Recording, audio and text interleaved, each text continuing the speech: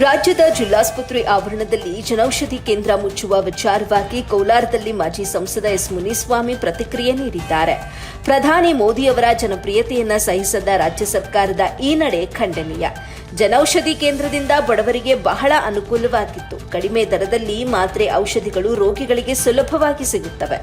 ಆರೋಗ್ಯ ಇಲಾಖೆ ಸಚಿವ ದಿನೇಶ್ ಗುಂಡೂರಾವ್ ಅವರು ಉಸ್ತುವಾರಿ ವಹಿಸಿಕೊಂಡ ಮಂಗಳೂರಿನಲ್ಲಿ ಕೋಮು ಗಲಭೆ ಹೆಚ್ಚಿದೆ. ಇಲಾಖೆಯ ಜವಾಬ್ದಾರಿ ನಿರ್ವಹಣೆ ಮಾಡುವಲ್ಲಿ ಸಚಿವ ದಿನೇಶ್ ಗುಂಡೂರಾವ್ ವಿಫಲರಾಗಿದ್ದಾರೆ. ಜನೌಷಧಿ ಕೇಂದ್ರಗಳನ್ನು ಮುಚ್ಚಿದ್ದಲ್ಲಿ ಮುಂದೆ ಉಗ್ರ ಹೋರಾಟ ಮಾಡೋದಾಗಿ ಮುನಿಸ್ವಾಮಿ ಎಚ್ಚರಿಕೆ ನೀಡಿದ್ದಾರೆ. ಇತ್ತೀಚಿನ ದಿನಗಳಲ್ಲಿ ಕರ್ನಾಟಕದಲ್ಲಿರ್ತಕ್ಕಂಥ ಕಾಂಗ್ರೆಸ್ ಸರ್ಕಾರ ಸನ್ಮಾನ್ಯ ನರೇಂದ್ರ ಮೋದಿಜಿಯವರು ದೇಶದ ಬಡ ಜನರಿಗೆ ಅನುಕೂಲ ಆಗ್ಬೇಕಂತ ಹೇಳ್ಕೊಟ್ಟಿರ್ತಕ್ಕಂಥ ಯೋಜನೆಗಳನ್ನ ಒಂದೊಂದಾಗೆ ಕೈ ಬಿಡುವಂತ ಕೆಲಸಗಳನ್ನ ಮಾಡ್ತಾ ಇದೆ. ಅದರಲ್ಲಿ ಜನೌಷಧಿ ಕೇಂದ್ರ ಏನು ಇಡೀ ದೇಶದಲ್ಲಿ ಸುಮಾರು 20,000ಕ್ಕೂ ಹೆಚ್ಚು ಜನೌಷಧಿ ಕೇಂದ್ರಗಳನ್ನ ಸನ್ಮಾನ್ಯ ನರೇಂದ್ರ ಮೋದಿಜಿಯವರು ಬಡವರಿಗೆ ಕೈಗೆಟುಕೋ ಬೆಲೆಯಲ್ಲಿ ಸಿಗಬೇಕು ಅಂತೇಳಿ ಜನೌಷಧಿ ಕೇಂದ್ರಗಳಲ್ಲಿ ಸುಮಾರು 800ಕ್ಕೂ ಹೆಚ್ಚು ಔಷಧಿಗಳನ್ನ ಏನು 100 ರೂಪಾಯಿ ಇದ್ರೆ ಅದನ್ನ 20 ರೂಪಾಯಿ ಕೊಡುವಂತ ಕೆಲಸಗಳನ್ನ ಮಾಡಿ ಸುಮಾರು ಜನ BP ಶುಗರ್ ಇದೆಲ್ಲ ಇರ್ತಕ್ಕಂಥವ್ರು ಅವ್ರ ಮಕ್ಕಳನ್ನ ಸಾವಿರಾರು ರೂಪಾಯಿ ಹಣ ಕೇಳಿದಂತ ಸಂದರ್ಭದಲ್ಲಿ ಅವ್ರು ಕೊಡದೆ ನಿರಾಕರಿಸಿದಂತ ಸಂದರ್ಭದಲ್ಲಿ ಎಷ್ಟೋ ಜನ ಔಷಧಿಗಳಿದೆ ಮತ್ತೆ ಮಾತ್ರೆಗಳಿರ್ತಕ್ಕಂಥ ಸತ್ತಿರ್ತಕ್ಕಂಥವ್ರದ್ದು ನಿದರ್ಶನಗಳಿದೆ.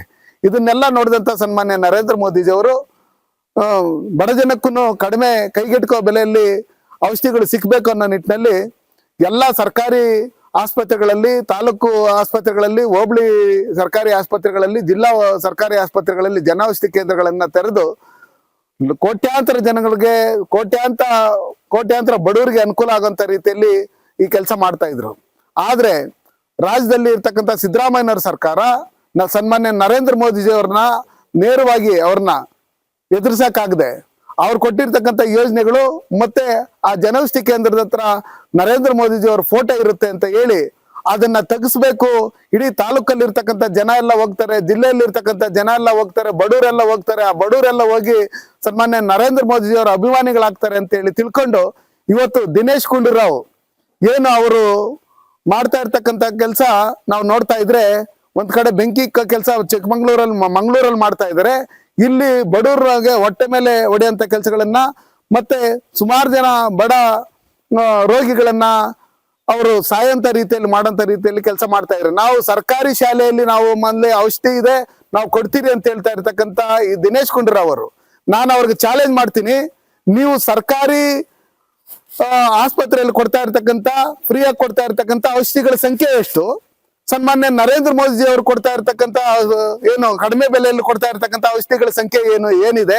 ಇದನ್ನೆಲ್ಲ ನೋಡಿದಂತ ಸಂದರ್ಭದಲ್ಲಿ ಅನೇಕ ಜನ ಸಾರ್ವಜನಿಕರು ಮತ್ತೆ ನಮ್ಮ ಏನು ಬಡ ರೋಗಿಗಳು ಹೇಳಿದರೆ ಬೇಕಂತ ಉದ್ದೇಶಪೂರ್ವಕವಾಗಿ ನಮ್ಮನ್ನ ಸಾಯಿಸೋದಕ್ಕೋಸ್ಕರವೇ ಈ ರಾಜ್ಯ ಸರ್ಕಾರ ದಿನೇಶ್ ಗುಂಡೂರಾವ್ ಅವ್ರನ್ನ ಮುಂದೆ ಇಟ್ಕೊಂಡು ಇವತ್ತು ಜನೌಷಧಿ ಕೇಂದ್ರಗಳನ್ನ ಮುಚ್ಚಂತ ಕೆಲಸ ಮಾಡ್ತಾ ಇದೆ ಅಂತ ಹೇಳ್ಬಿಟ್ಟು ಹೇಳಿದ್ದಾರೆ. ಅದಕ್ಕೋಸ್ಕರ ಇವತ್ತು ನಿಮ್ಗೇನಾದ್ರು ಸ್ವಲ್ಪ ಅದ್ರ ನಾಚಿಕೆ ಮಾನ ಮರ್ಯಾದೆ ಏನಿದ್ರೆ ರಾಜ್ಯ ಸರ್ಕಾರಕ್ಕೆ ದಿನೇಶ್ ಗುಂಡೂರಾವ್ ಅವ್ರಿಗೆ ಹೇಳಿ ಕೂಡಲೇ ಆ ಜನೌಷಧಿ ಕೇಂದ್ರಗಳನ್ನ ನೀವು ಮತ್ತೆ ತೆರೆಯುವಂತ ರೀತಿಯಲ್ಲಿ ನೀವು ಮಾಡ್ಬೇಕು. ಇಲ್ಲ ಅಂದ್ರೆ ಬಡ ರೋಗಿಗಳು ನಿಮ್ಗೆ ಇಡೀ ಶಾಪ ಆಗ್ತಾರೆ. ಇಡೀ ರಾಜ್ಯದಲ್ಲಿ ಎಲ್ಲರೂ ನಿಮ್ಮ ವಿರುದ್ಧವಾಗಿ ಮಾತಾಡಂತ ರೀತಿಯಲ್ಲಿ ಶುರು ಆಗ್ತಾರೆ. ಅದಕ್ಕೋಸ್ಕರ ಕರ್ನಾಟಕ ರಾಜ್ಯದಲ್ಲಿ ಜನಪ್ರಿಯತೆಯನ್ನ ಕಳ್ಕೊಂಡಿರ್ತಕ್ಕಂಥ ಸಿದ್ದರಾಮಯ್ಯನವರ ಸರ್ಕಾರ ಇವತ್ತು ಏನು ಕೇಂದ್ರ ಸರ್ಕಾರದ ಯೋಜನೆಗಳಿತ್ತು, ಯಡಿಯೂರಪ್ಪ ಅವ್ರು ಕೊಟ್ಟಿರ್ತಕ್ಕಂಥ ಯೋಜನೆಗಳನ್ನು ಅವರು ಬೇಕಾದ ಕಡೆ ಯಾವ ರೀತಿಯಲ್ಲಿ ಅದನ್ನ ಬಳಸ್ಬೇಕು, ಯಾವ ರೀತಿಯಲ್ಲಿ ತೆಗೆದಾಕ್ಬೇಕು ಅನ್ನೋ ರೀತಿಯಲ್ಲಿ ಮೊದಲಿಂದನೂ ಮಾಡ್ಕೊಂಡ್ ಬರ್ತಾ ಇದ್ರು. ತಮಿಳ್ನಾಡು ಅದೇ ರೀತಿಯಲ್ಲಿ ಕೆಲಸ ಮಾಡ್ತಾ ಇತ್ತು, ಕೇರಳನೂ ಅದೇ ರೀತಿಯಲ್ಲಿ ಕೆಲಸ ಮಾಡ್ತಾ ಇತ್ತು. ಇದ್ರ ಜೊತೆಲಿ ಇವತ್ತು ಕರ್ನಾಟಕನ ಸೇರ್ಕೊಂಡಿರೋದ್ರಿಂದ ಇಡೀ ಜನ ನಿಮ್ಗೆ ಶಾಪ ಆಗ್ತಾ ಇದ್ರೆ ಕೂಡಲೇ ಈ ಜನೌಷಧಿ ಕೇಂದ್ರಗಳನ್ನ ಸರ್ಕಾರಿ ಆಸ್ಪತ್ರೆಗಳಲ್ಲಿ ಏನು ಮುಚ್ಚೋದ ಕೆಲಸ ನೀವು ಮಾಡ್ತಾ ಇದ್ರೆ ಅದನ್ನ ಮತ್ತೆ ತೆರಿಬೇಕು ಅಂತ ಹೇಳಿ ನಾನು ಈ ಮೂಲಕ ಎಲ್ಲಾ ಸಾರ್ವಜನಿಕರ ಪರವಾಗಿ ನಾನು ಆಗ್ರಹ ಮಾಡ್ತೀನಿ.